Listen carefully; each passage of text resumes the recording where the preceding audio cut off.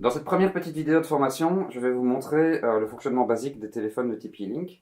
Alors vous avez ici deux téléphones qui sont des T46S, c'est l'ancienne gamme de chez E-Link, mais tous les téléphones fixes, en tout cas les téléphones qu'on va poser sur le bureau, vont fonctionner pratiquement de la même façon. Donc tout ce que je vais vous montrer va s'appliquer à tous les téléphones E-Link.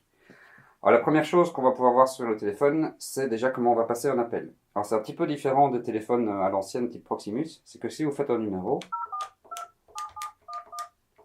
mais il ne va rien se passer, il va falloir décrocher le combiné pour envoyer l'appel.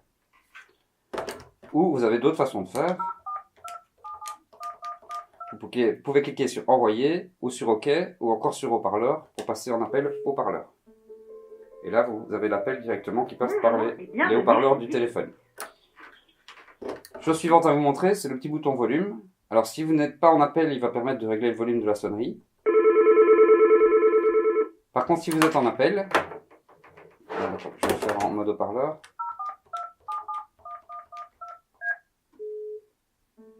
Il va régler le volume de l'appel. Bonjour et bienvenue chez Digitis. Alors autour des téléphones, vous allez avoir pas mal de touches qu'on va appeler des touches de fonction. En fonction des modèles de téléphone, vous allez avoir un certain nombre de touches. Ici sur le T46, c'est bien parce qu'on en a beaucoup. Ces touches, on va pouvoir les configurer selon vos envies. Donc vous allez pouvoir nous demander ce que vous voulez sur ces touches. La première chose qu'on va mettre en général, ce sont les collègues. Vous voyez ici qu'on a John Smith. On n'en a pas d'autres, ici c'est une démonstration. Mais John, c'est la personne qui est ici à côté. Vous voyez qu'il est en vert, ça veut dire que John est disponible, il n'est pas au téléphone. Si je pousse sur la touche, vous voyez qu'il passe en rouge clignotant, parce que je suis en train de l'appeler, donc il est en train de recevoir un appel. Et si John décroche, vous voyez que ça passe en rouge fixe. Donc avec ces touches, on a une vue globale de l'état de nos collègues. C'est assez pratique parce qu'on peut aussi leur transférer en appel en une touche, mais on verra ça dans une vidéo plus loin. Ensuite, on a les touches dynamiques. Ce sont les 4 touches qui sont ici. Alors celles-ci, elles sont vraiment très importantes parce que c'est avec ces touches-ci qu'on va tout faire, qu'on va réaliser les transferts, etc. Ces touches, je les appelle dynamiques parce qu'elles vont changer en fonction de la situation. Vous voyez qu'actuellement, on a 4 choses qui sont l'historique d'appels. Donc ici, vous allez pouvoir tous les appels émis, les appels manqués, etc.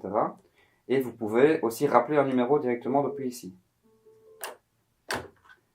Et on peut aussi vider l'historique un par un ou tout supprimer avec les touches de navigation. Hop là, tout supprimer, ok.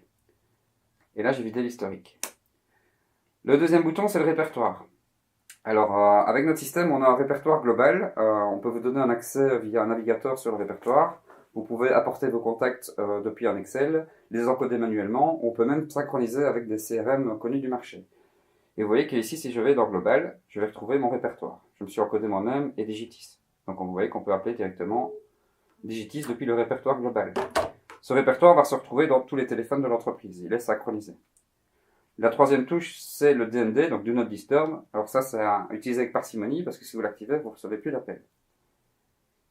Et la dernière, c'est le menu. Alors ça, je ne vais pas expliquer, mais c'est là que vous pouvez changer, par exemple, votre sonnerie. Alors vous allez voir que tout à l'heure, quand on sera en appel, ces touches vont complètement changer. Au niveau des touches, on a aussi les touches de navigation, que vous avez vu que j'ai utilisé tout à l'heure pour vider l'historique d'appel. On va avoir aussi la touche Mute, qui va permettre de couper le micro quand on est en appel. Et au niveau des autres, on ne va pas trop les utiliser parce qu'on va plutôt utiliser les touches dynamiques, vous le verrez tout à l'heure lorsqu'on fait des transferts d'appels, etc. Il y a juste celle-ci qui peut